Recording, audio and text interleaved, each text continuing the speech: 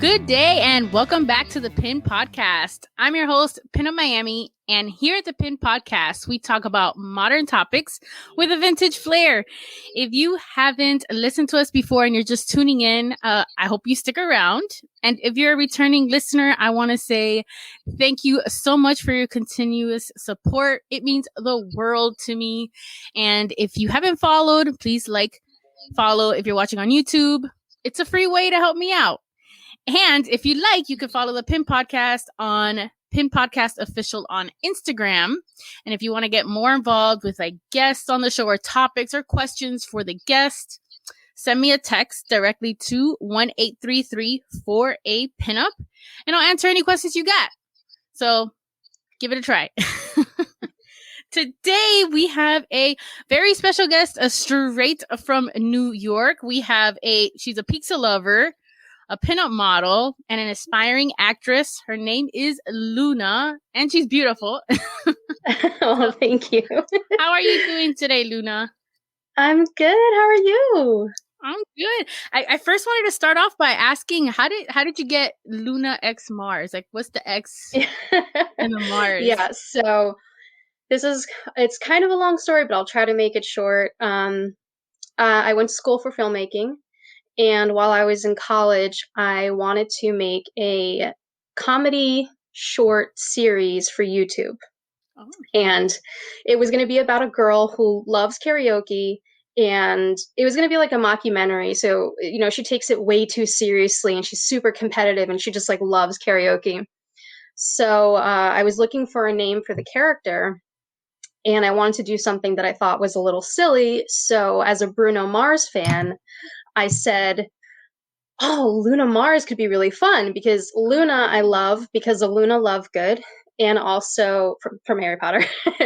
And my dad brought me up on sci-fi movies. So Luna just was really pretty. Yeah, I was like, oh yeah, Luna would be great. And then Luna Mars, because Bruno Mars. So at first it started kind of as a joke. I was just trying to be funny with it. And then when I started to do pinup, I had to look for a name. I was like, well, what do I want my name to be? And that had kind of already stuck with me, Luna Mars. So when I went to Instagram to take that name at Luna Mars, someone had it. Yeah, but she wasn't a pinup model. I made sure she wasn't a pinup model. She's just a regular average person. So I was like, all right, well, let me put an X in the middle. Maybe that's not taken. And it wasn't. So that's how it came to be. It was just Luna X Mars. And then I was like, ooh, the X is kind of sexy. I like it. It's exotic. Yeah. So since you mentioned pinup, I love to know how you got into pinup. I love hearing the story of how people get into it and how, some of these stories inspire people to become pinups too. So if you don't mind sharing. Yeah. Oh, no, of course. So it first started with my aunt's wedding. I was looking for a dress, and I don't know how I came across Pinup Girl clothing, but I did at the time and bought a dress from them, and I felt so beautiful in it. So my background is when I was a baby, I was a model, and into high school, I went to modeling school, and then in college, I was doing filmmaking, modeling, acting, and dance. So I'm just an entertainer all around. That was kind of my world. So after I got that dress, I was still kind of on the radar of pinup girl clothing. I thought, that's really cool. They've got some really beautiful dresses. But the story changes a little. Oh. So I got a dress from, I think it was Kohl's. It was a polka dot dress, and it was made by, she was on that TV show. God, I can't remember her. Oh, Lauren Conrad, I think. We're gonna go with that one. Yeah, I think it was Lauren Conrad. She had a line at Kohl's, and this dress was polka dot. So I put it up on Instagram, and I hashtagged pinup girl, because you think polka dots, you think pinup girl. And out of curiosity, I tapped the hashtag, because this is when Instagram was still new. So, tapping a hashtag was like, whoa, what's there when you touch it? Oh, man, you got into a whole new world. That literally, all these pictures came up of all these beautiful women. And I was like, whoa, people like do this? Because I thought I was just going to come across art. I thought I was just going to find pinup art.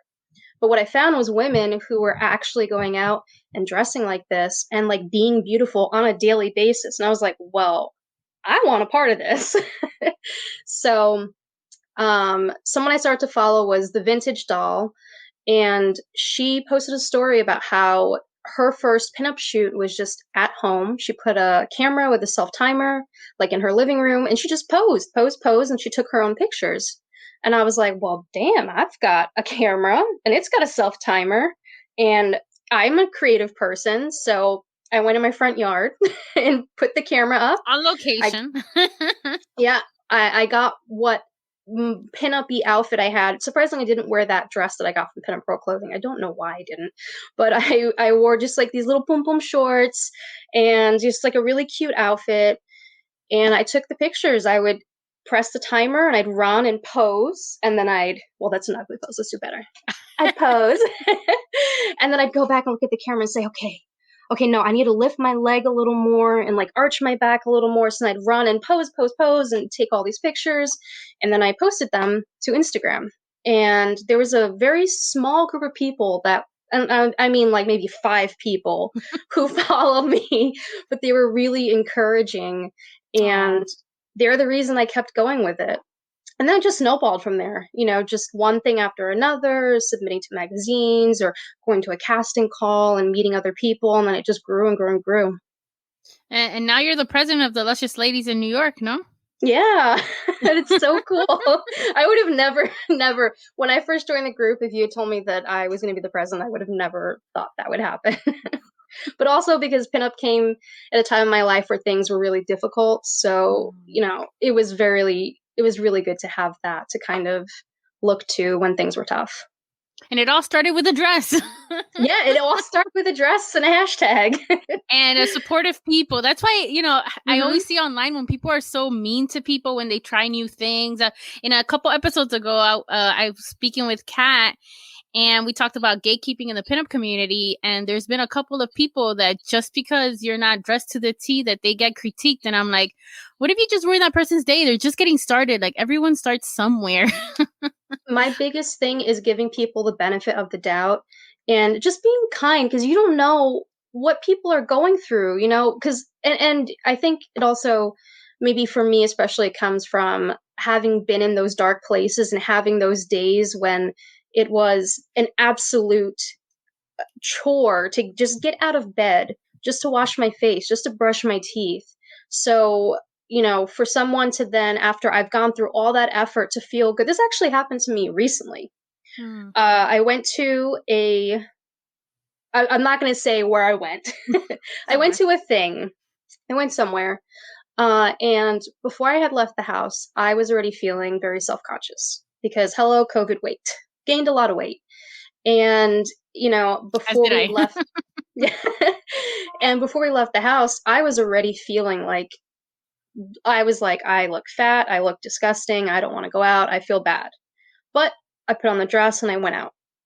And there was a person at this event that pulled me aside and was like, hey, I know it's really hard for women your size to find dresses and, blah, blah, blah. And he just went into this whole thing about trying to help women my size find vintage dresses. And I was just like, you have no idea what it took for me to leave the house, that I was like already feeling like garbage.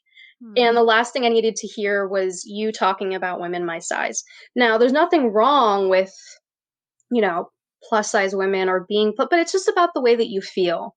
And the point is just that, had he kept that comment to himself, I would have had a better day. Some people need to be quiet. Yeah. Keep your opinions to yourself.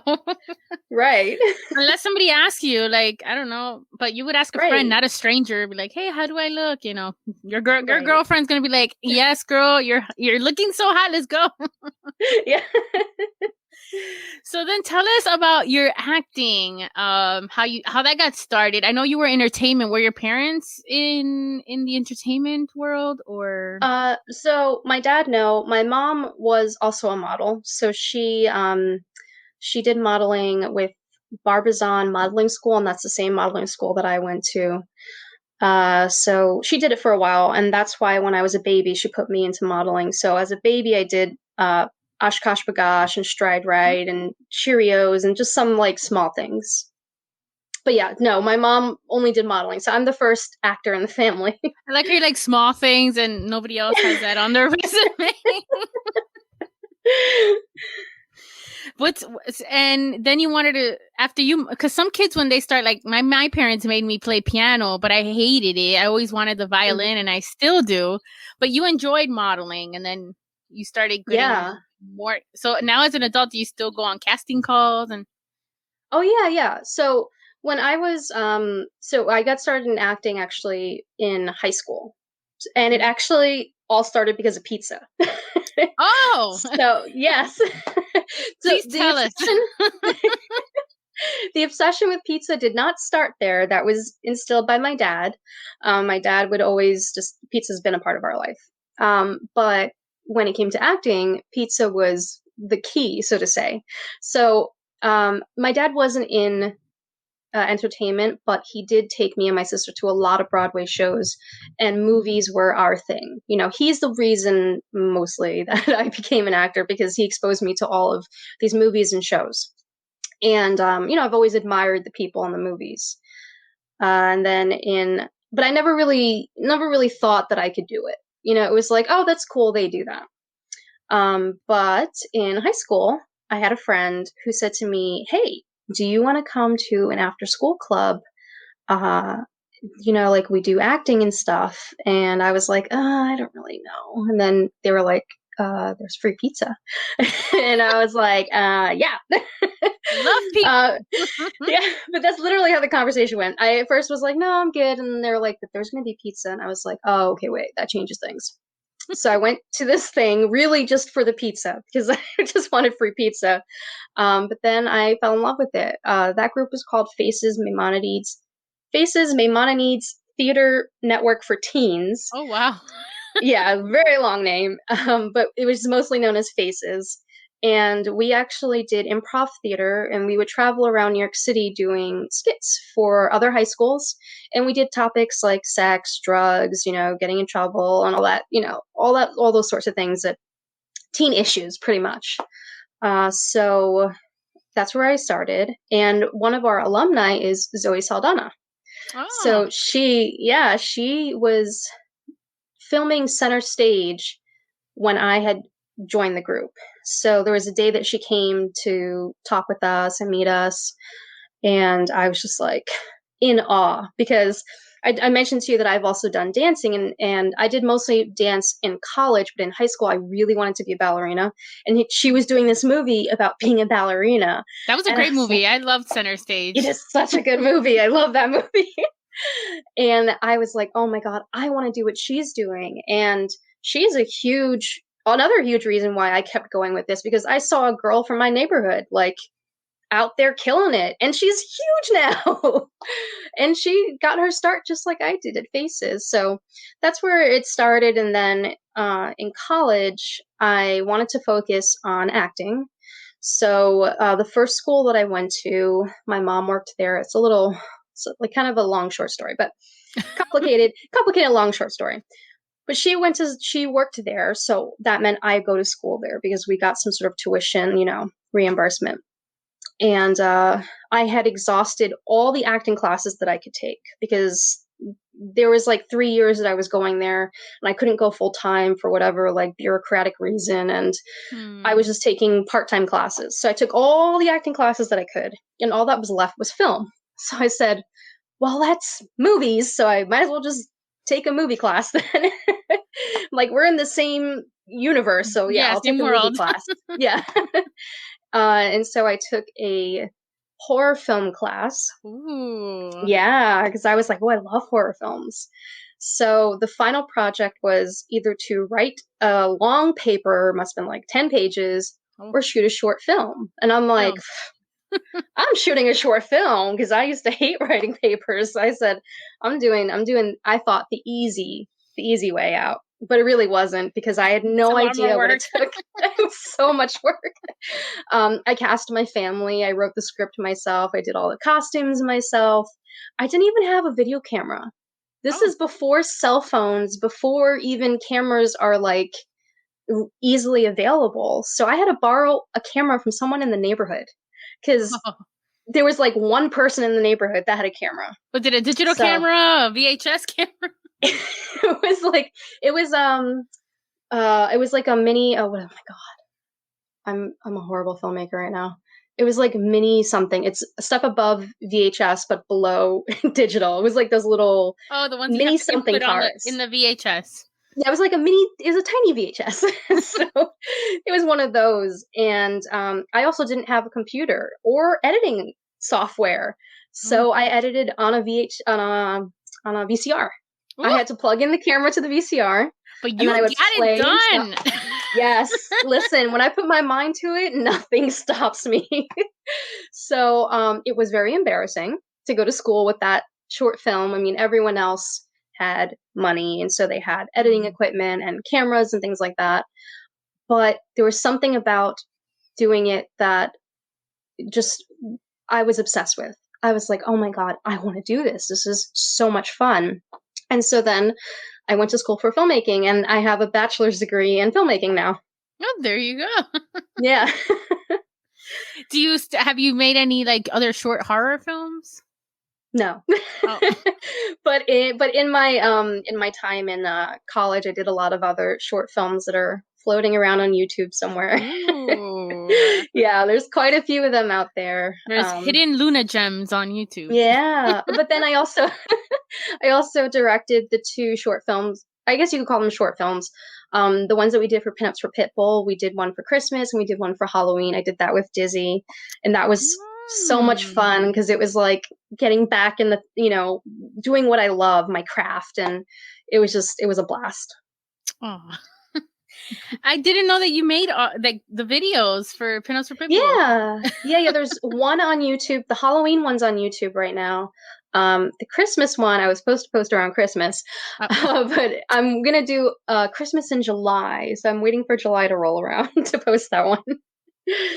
And do you work on set on any films, shows? Yes. Oh my gosh, I wrote my list of stories because I've worked. Before we get into your stories, I had a question Yes. about acting school. You know, Yes. I was very curious to know when you're in these schools, is there like Mhm. a lot of students around you that have like big egos? Girl. Yes. Like, is it like I the can movies that everyone thinks they're better than the other person and they're trying Oh to my outshine God. and belt out There a was note? yes, absolutely. I can remember them by name Ooh. from, yes, because they drove me crazy. There was one girl in one of my classes that the professor always called on her to show the class how to do it. So he Oh. would be like, I'm going to change her name so that if she ever listens to this, I doubt it, but we're going to call her Morgana. So he would say, okay, so class, I want you to do XYZ. Morgana, show the class. And this was every day, all the time. And I'm sitting there like, here we go. And Morgana is all about herself, She's not even good. And I'm like, why is he always calling on her? Teacher's Yeah. pet. Hmm. But I was wondering because sometimes movies show things so differently than real life. But I was like, everyone there wants to be a star or something, Yes. so they have to have like clashes, clashing. It's even that way. The work that I've mostly done in the recent years is background work. And in background work, you meet some of the most interesting and annoying people in the world. There are so many, and like you said, there are people there with big egos, and it is just, it's beyond comprehension how some of these people behave when they're on set because I'm just grateful to be there. I'm like, thanking everyone. Thank you so much. Thank you for letting me be here. This is so cool. But some of them treat this like it is their right. And I've seen and heard some of the most wild things being there. And that's when we get into your stories. Yes. I've got one really funny one about someone that's that I actually one of the questions. One of the questions that somebody on Instagram asked is, what's the funniest experience on set? Oh, okay. Yep. I got my list here. All right, I'm ready. Because I had to remember a lot of this stuff. Some stuff I forgot I did. I was like, tea, so I could be like, spill the tea. So I was working on the TV show Bull, and I've worked on that show a lot, actually. I've been in a bunch of episodes with them. I really like that show, too. That's also a really cool thing, is when you enjoy watching this show and then you get to be there and work on it. It's just like...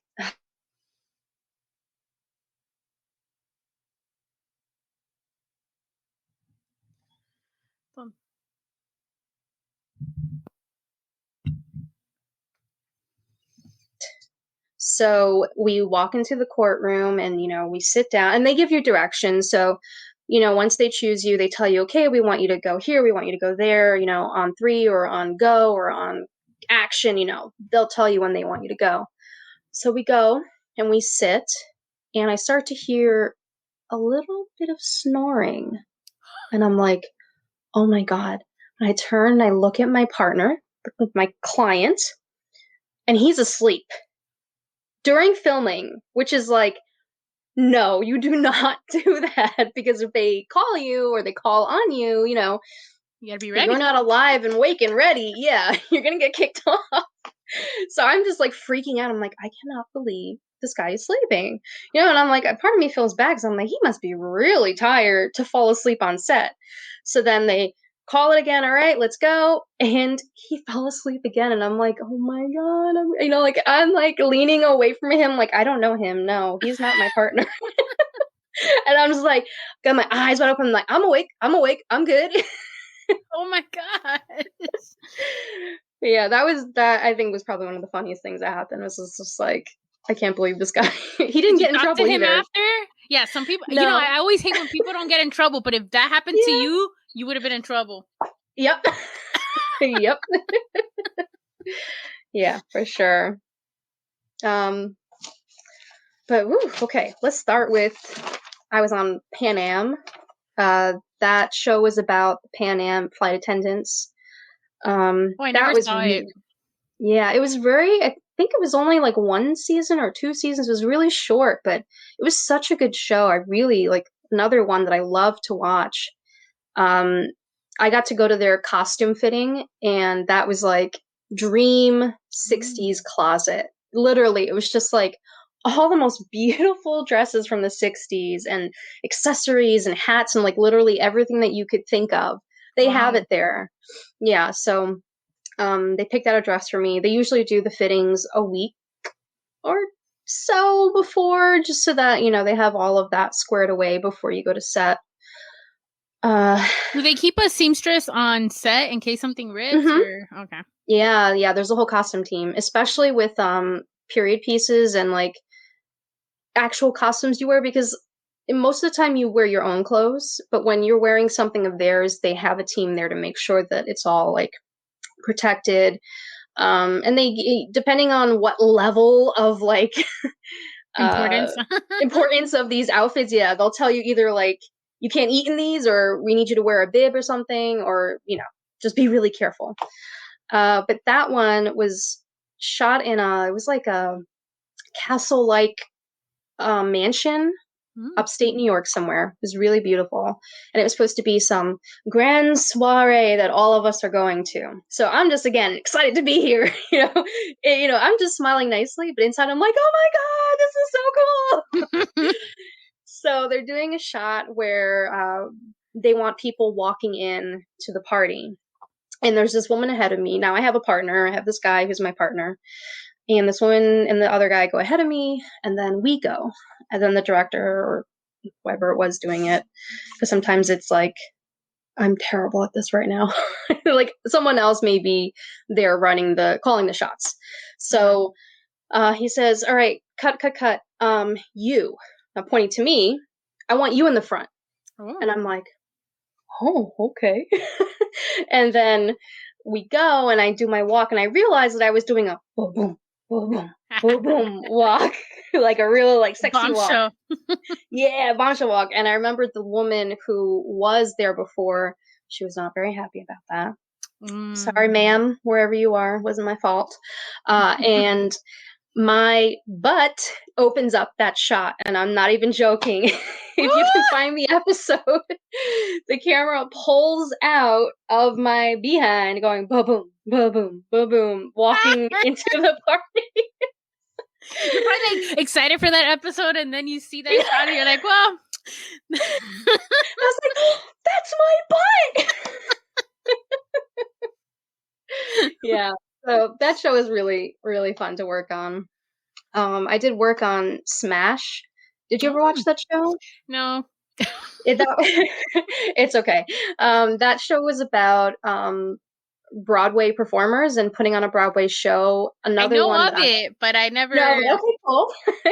Yeah, it was such a good show. Great music, phenomenal cast, of course. And I got to be on a bunch of those episodes too. One of them I played a punk girl, and that's the first time ever that I got to put on just like, punk clothing and have my hair and makeup done punk, and I was just like, oh, this is so cool. That's the best thing about acting is that you're able to escape and be like somebody totally different than your norm. And that is what I love about acting. And I think it also I think a lot of I'm going to rewind. Use words. There's a lot of reasons why I got into acting and modeling and dance. And one of the reasons that I also love acting is I grew up loving costumes. Halloween has always been one of my favorite holidays. Every year, like picking out a Halloween costume is like a very big ordeal for me. And I think that love, kind of manifested itself into acting too, because just like you said, I get to be someone completely different. I get to go into another world. When I was in Pan Am, it's like you're literally stepping into the 1960s. Actually, the next one I was going to talk about, I worked on Gotham and I played a soldier. Oh, I love Gotham. That I did see. Yeah, I got to play a soldier, and that's something that in regular life I wouldn't really. I mean, and I don't want to pretend to be a soldier because, they obviously it's not right. They do so much for this country, and I would never disrespect them that way. But I got to put on the helmet and the gear, and I got to be one for a few moments. I don't think I played a U.S. soldier. I think I played like the soldier of some bad guy. I didn't watch Gotham actually. So yeah, there was no army, but it was the bad guys had their own. Yeah, I was like a soldier of the bad guy. But it's getting to play make believe as a grown up and getting paid to do it, which is like, how much better can it get than that? I also worked on Daredevil. I played a nun. Oh, that was really fun. Yeah, I played a nun, which was, again, we're talking about completely different roles and getting to wear costumes and be different people. Again, I would not want to pretend to be a nun in real life, but it was really cool to put on the habit and the whole thing, and it was just like, oh, I get to pretend right now. I did a whole day of filming for that, and you only see me for literally like half a second. This is my whole life, by the way. I'm naming a lot of this stuff, but 50% of the time you will see me on screen for like a second, unless I have a featured role. That's what they call featured background, is when you get to see yourself more than half a second. Oh, I didn't know that. Well, I have only been in one movie. Oh, tell me. I didn't even think I'd get a credit on there, but the guy loved my yellow hair. It was a friend that was doing a short film for, I forgot what. It was a big deal, but I didn't know much about it. And they're like, oh, you're just going to be somebody in the background in a library. I said, okay, I don't mind helping out. And then I have a friend that texted me saying, you're on Amazon in this short film. Cool. And I was there for like 10 hours and I didn't talk. I literally just Oh my sat, goodness. behind somebody reading a Yeah. book. And the guy zooms into my hair in this. I'm like, oh, I think the yellow hair worked. Just like my butt. There you go. They loved your Yeah. butt. They put you up front and they made that the transition. Yeah. Yeah, that's a lot of what it working on set is they say hurry up and wait, because that's really what it is. Oh, You're hurry up and waiting, wait. you're just waiting and waiting and waiting all day, and then they're like, all right, it's your time. Let's go, let's go, let's go. And you've got to be ready to go. No sleeping. No sleeping, no. That's really the worst thing too, because it does happen, because sometimes when you're in holding, people are just not paying attention. They get tired, or they take a nap, or they've got music in and they're not paying attention, and they call your number or your group or whatever, and you don't go. You missed your chance. Like, that's it. No one's waiting for you. Like, that's it. You just wasted your time. I mean, you'll still get paid, but everyone does this with the hopes of being able to see themselves on TV or in a movie, And that's Get part that of the fun of it. experience on set. Yeah. What's your next story? I did a Bud Light commercial. Oh. Do you know those Dilly Dilly commercials? No. Have you? Good. You're better off. Trust me, because Now I'm going to Google this. I'll send you the commercial that I'm in. It's another one where I worked the entire day and you do not see me, but I was there, and we had to say dilly dilly a lot, because, as you know, things are not just shot in one take, Yeah. They're done in multiple takes. So we're dilly dilly, dilly dilly all day, and I cannot stand those words anymore. When the commercial would come on, I would turn to my boyfriend and be like, turn it off. Because I'm still traumatized. God, having to say the same words over and over. Yeah, for a whole day, it really got to me. And in that day, I had a feeling that I was doing something medieval. So the commercial is set in like medieval times. It's got a king and a queen and people, right? So in the castings, they don't tell you exactly what you're doing. They'll give you a setting, and I'm sorry, I'm going to rewind. They do tell you what you're going to be doing, but they don't tell you what the production is all the time. So when you're applying, you won't always see it say Bud Light commercial. It may have a code name, or it may just say beer commercial, because they also kind of want to weed out people who are only doing things because it sounds cool or it's got a big name. A lot of movies operate under code names just so that people don't bother them, because if you see Daredevil movie or Daredevil whatever, you're going to be more likely to bombard those people than, if you just see X movie, kind of thing. So with this one, I had some clues that it was going to be medieval, but I wasn't sure. And when we got on set, it was medieval. I saw a guy getting fitted into a knight, like a whole metal knight's thing. And I'm like, okay, this is going to be awesome. I'm going to get to wear period clothing, because period clothing is my whole thing. I love wearing period clothing. So I'm texting my boyfriend. I'm like, oh my God, I really hope I get to be a princess, because I saw another girl walk by and she's got the pointy hat and a cute dress. And I was like, ooh, I can't wait till they call my number. We get to see what I'm going to be. So they call my number and I go up to costume and they're like, peasant. I was like, no. Can't I be a princess? Aww. Yeah, so they made me a peasant, and it was the ugliest costume. I have a picture of it somewhere. And it was just like, imagine your face when the lady's like, peasant. Yeah, she's like, and I was like, ouch. Yeah, but I played a peasant, and I'm just like way far in the back, so you don't see me at all. Now, but I was there. In these positions, do they do your hair and makeup for these roles, or? It depends on a few things. How likely you will be to be on camera, or how much time the team has. Okay. Because sometimes they'll do my hair and makeup, and I won't be seen on camera, and I'm like, why did they do my hair and makeup? Like, they totally didn't have to, because you didn't even see me. Or like, I'm really far from the camera. They didn't have to do my hair and makeup. So I'm assuming that they just had extra time on their hands, and why not make everyone look really good? Sometimes you'll do your own hair and makeup. They'll tell you, come hair and makeup ready. And you'll just walk up to them. They'll look you over and be like, okay, you're good.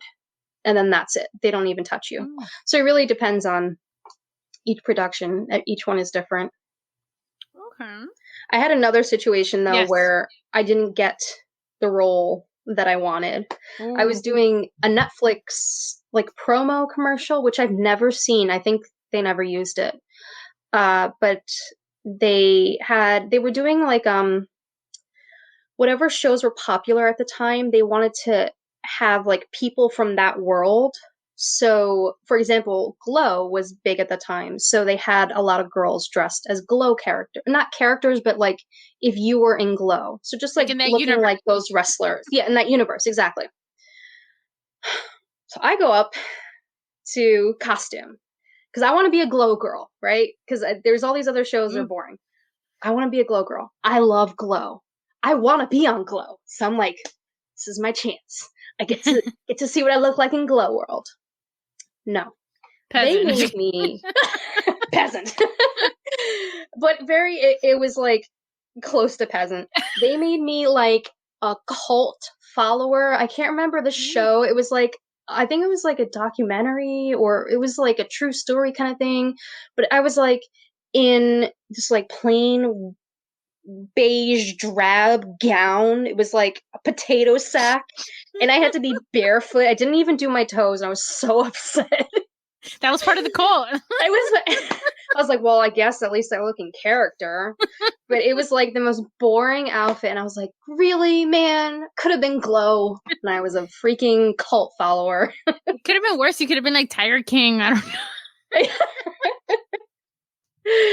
Yeah, that's true. So I have a couple questions from some of the listeners. What has been your favorite acting role? And I'm just gonna go to Ghostbusters for sure. You were in I thought about Ghostbusters? it. Yeah, I was in the newest Ghostbusters. Not the one that's coming out now, but the one Ghostbusters Answer the Call. I am very, very fortunate that I got to be in that because typically, so first of all, I should say that it was shot in Boston. So typically, for background actors, they pull from people of that city. They're not really gonna get people from elsewhere. But because I cosplay as a Ghostbuster and I'm part of a bunch of Ghostbuster Facebook groups, through the grapevine, we got the casting information, the casting director's information. So I sent him an email and I said, I'm from New York City, but I will be there. Like, you can count on me. I'm dependable. I'm reliable. I can send you my headshot and my resume. Like, please, would you consider me? And he said, sure, just send me your headshot and resume in the mail. And I was like, oh, yes, okay. So I sent it in the mail and I got called back and he was like, okay, can you come to Boston for a week? And I was like, heck yeah, I can come to Boston for a week. So, yeah, it's really like very fortunate because like I said, they're usually not going to, for a background actor, why would you even pull from New York City? Like it doesn't make that much sense to do that. But I went and got very lucky again. Yes, I like you. Yes, whenever I want something, I go after it full force. I put all myself into it. And how was it on set? It must have been great since you cosplayed Ghostbusters. That must have been an amazing day. And we, of course, with a lot of these movies and TV shows, you have to sign an NDA, which is a non-disclosure agreement. Pretty much, you're saying that you will not release any picture. First of all, you're not even supposed to take pictures on set. So that's don't even do that anyway. But you will be in a lot of trouble if you release any information or pictures or anything from the set. So I got very lucky again because when I went there and I got in my costume, which they had approved like a week before, and I'm just sitting waiting to be called. So you got to use your own costume. Yeah, because they said this was for a rock concert. So I had my own stuff and I had to go, I think it was like, I'm pretty sure it was like a week before, show them my outfit and they approved it. And so I try to make it a point that when I'm on set, I'm very alert. I'm very aware of everything that's going on. I'm never lost in books or music or anything because I want to work. I'm there to work. So I'm always like, huh? paying attention. And I was one of the first group to get called because they're, they call up people and they're like, okay, this first group come. So we went into this other room and this woman came in and she's kind of scanning. We're sitting in like a theater, and she's scanning the theater and she points at me and another girl. She says, you two come with me. And I'm like, oh, where are we going? And she picked us to play makeup artists backstage. Oh. So although it kind of made me a little less seen on camera because being backstage wasn't in the concert, obviously. So there was a lot of scenes shot on the concert floor where you could be better seen.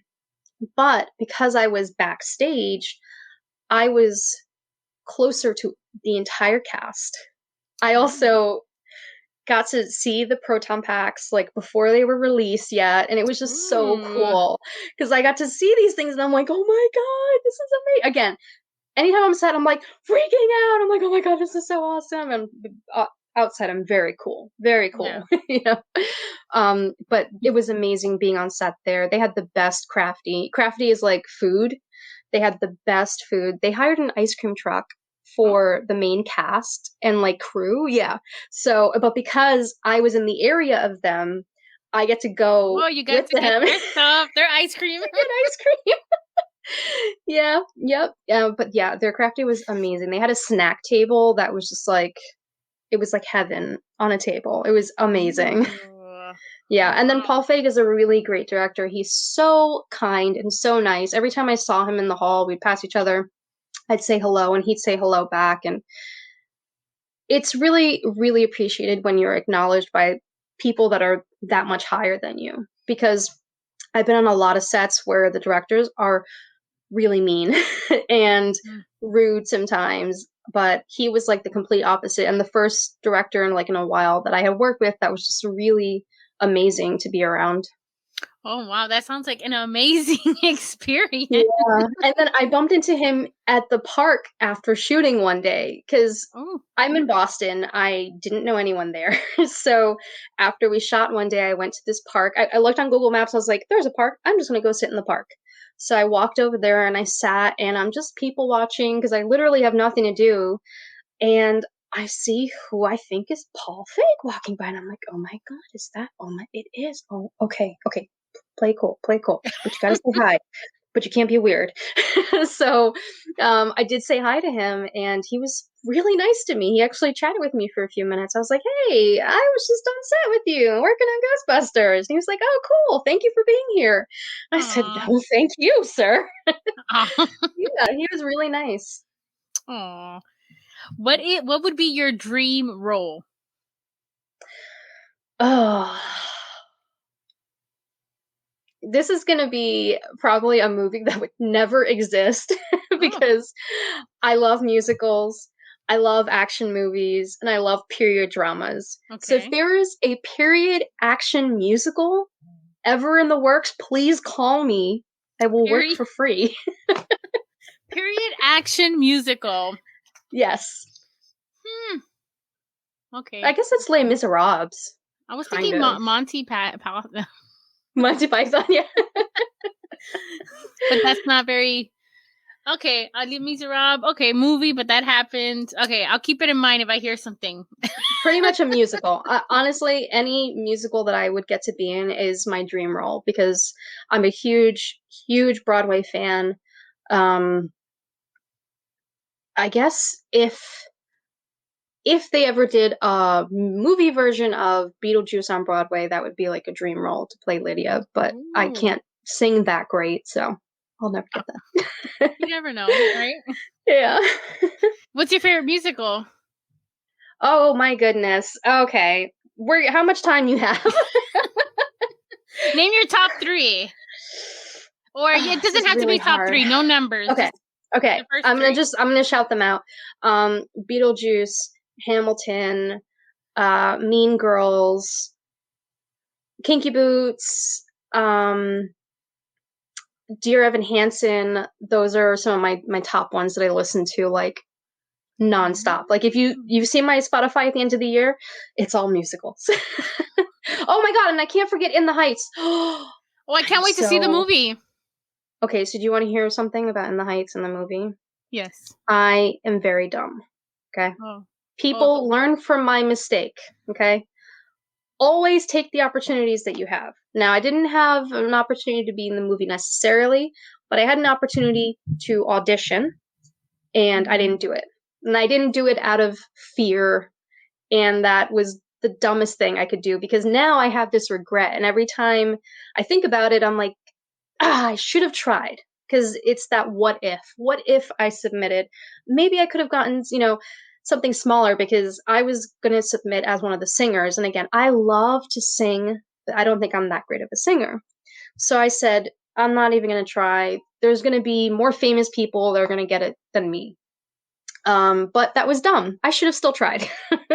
Because you never know. Maybe they would have liked my weird face and like she's great for that weird girl in the background we need. That but what yeah, if so gets us every time. yeah, but I'm so excited to see it because it's one of my favorite musicals and it's gonna be phenomenal. Have you ever listened to the music? Yeah, I saw it. You did? It. Oh, I've seen it live. I'm a big Broadway fan, but I wish oh, secretly like my dream job would be to be on Broadway.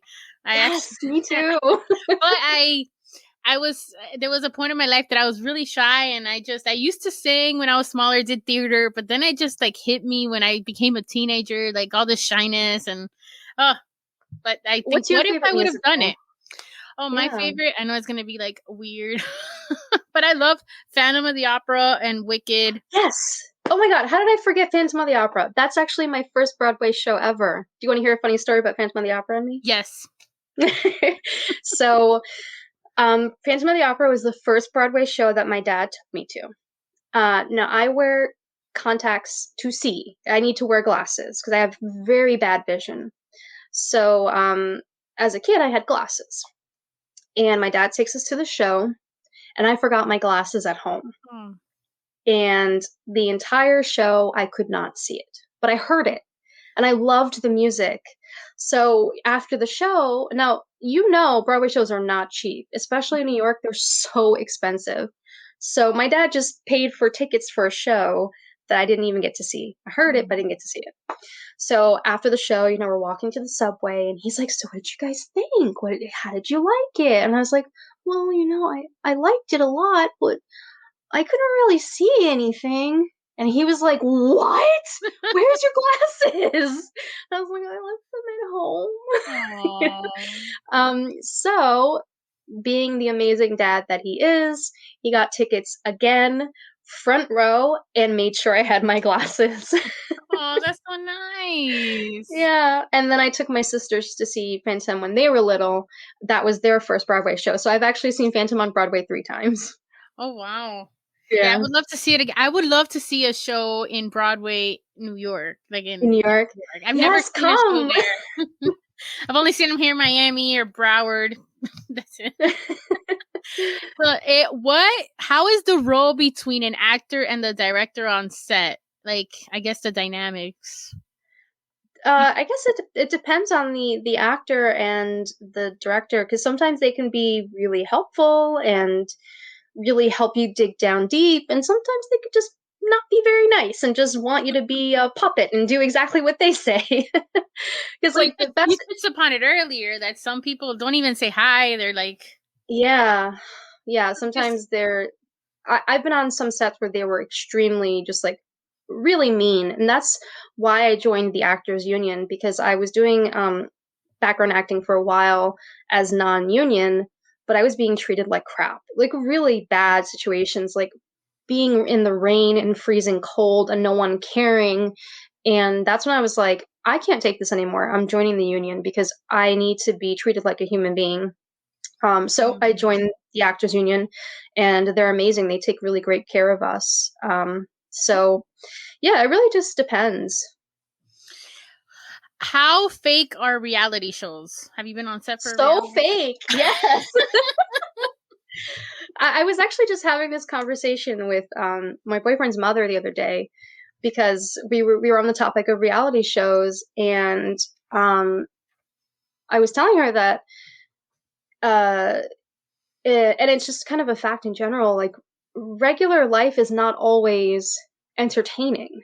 You can have some of the most nicest people in the world on camera, but they may not be that interesting. They may not say the right things. They may not push a story along.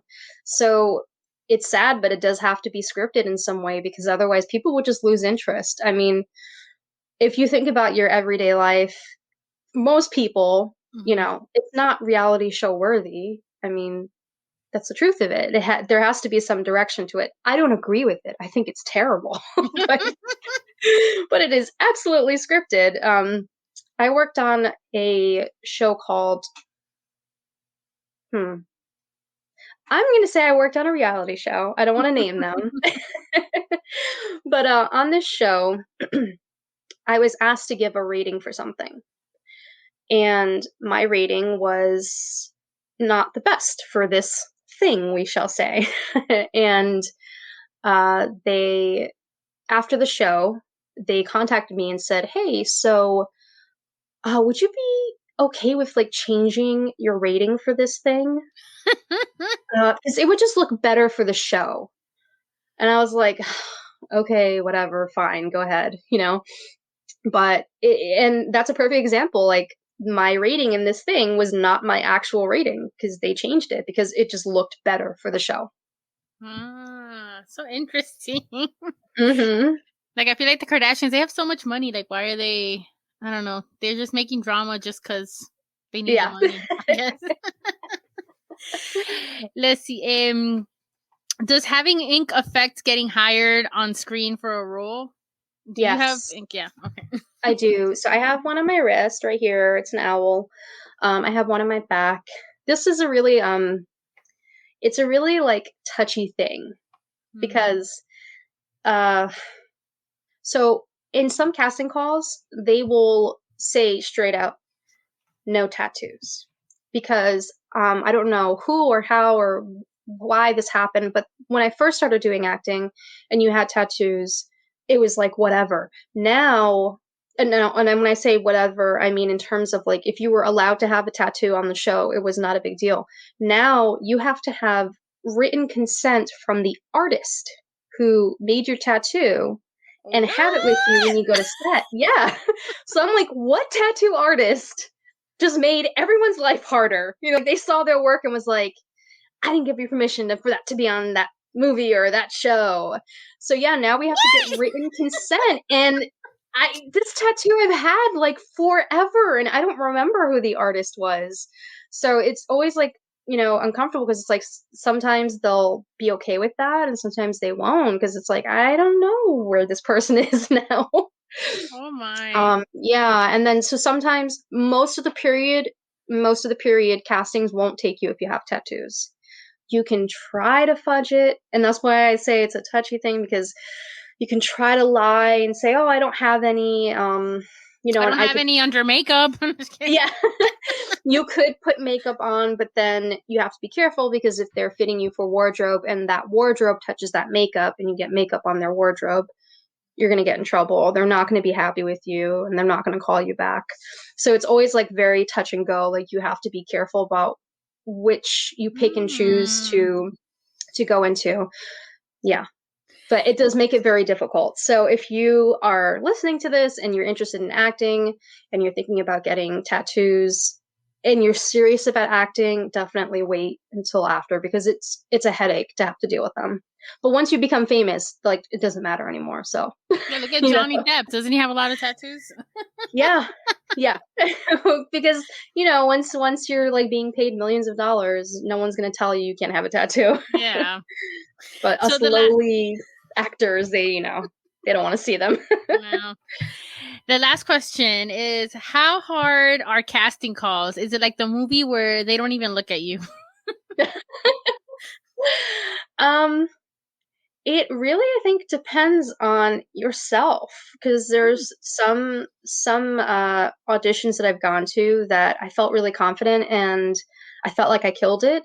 And there are other ones where I've walked in there and I've completely forgotten my lines. It's happened on stage too, so many times, and it's really difficult for me. I actually have trouble remembering my lines when I'm nervous. I can recite it to you, no problem. Like if it's you and me and we're practicing lines and we're going back and forth, I've got it. But there's something about being on stage that sometimes I get these lights in my eyes and I'm like, oh my God, I forgot what I was supposed to say. You know, film is different. Film, I'm actually really good with that.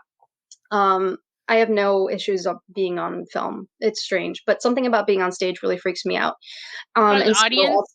Yeah, and it's so auditions are a lot like that because you just have people staring at you and they want to see how good you are and they're thinking about you and dissecting you, and it's just like you start to think about all that and it gets really nerve-wracking. And you're the only one they're looking at. Yeah, you're the only one. So I always try to go in with kindness and humor and, you know, to kind of like ease myself because I know that I'm going to start to get really nervous. When I get nervous, I completely forget my lines. So you gotta keep it chill. Yes, exactly. Keep your chill. But yeah, it really just depends. Sometimes, yeah, you will have people who won't even look at you. I've had that happen in a pinup contest before where the judge is not even looking at me and I'm like, man, come on, man. I didn't even get a chance. Yeah. That's how I would feel. I'd be like, I didn't even get a chance. Right. Don't you see my hair and my dress? Come on. Yeah. All right, Luna, do you have any questions you'd like to ask me before we go? What would be your dream role? Oh, my dream role in Broadway? Oh, yes, let's do Broadway. Oh, that's what I was thinking. I would love Elphaba from Wicked. Oh yeah. Yes. That would be amazing. I think I changed my mind, by the way. I changed my mind about dream role. I think my dream role would be I know reboots are terrible, but if anyone decided to remake any Audrey Hepburn movie, like Funny Girl or Breakfast at Tiffany's, yeah, let's do it better with not the racism. I would love to be in one of those roles because I've idolized her like forever. And that would be so beautiful. Cool. And today's her birthday. Yeah. I know we're filming this the day. But today's her birthday. It's meant to be. That means someone out there is going to redo it and they're going to watch this and they're going to cast me. I wish. And I learned today because it's Audrey Hepburn's birthday. Again, whoever's listening, it was yesterday. But Revlon still sells the lipstick that she uses in Breakfast and Tiffany's. I forgot the name now, but that pink that she uses. Yeah, they still sell it out in Walgreens. That's so cool. Yeah. Oh my goodness. Fun fact. Yeah. Well, make sure everyone listening, make sure you follow Luna on all social platforms at Luna X Mars. You can't forget it because X Mars. I love that. X Mars. I want to say thank you so much for being on my podcast. It means so much. No, thank you for having me. This is amazing. I'm like, I learned so much. I feel like I have nothing of worth, to talk about. So this is really cool that you even find this interesting because I do. Sometimes it's like, it's like every day. Yeah, for me, I find it interesting. I find it interesting for any listeners out there that are interested in acting, like getting, you could reach out to her. I'm sure if you have any more questions. Yeah, if anyone has questions about acting, please feel free to reach out to me. I love helping other people kind of find their way and what they want to do. Yeah, and you always learn from people. Like now I know that if I ever need help, in something, in acting, or I'll be like, okay, I got to hit up Luna. Yes. Or if I find a Breakfast and Tiffany's opening, be like, hey, Luna, here you go. It's all about helping everyone out. And, again, like we said in the beginning, you don't know what anybody's going through. Just help people. They're wasting energy on being angry or rude. I don't see the point. But I want to say thank you to everyone listening. I'll see you on next Wednesday too. So please stay safe. I got my vaccine, Yes. And have a wonderful day. Thank you. Thanks. Bye.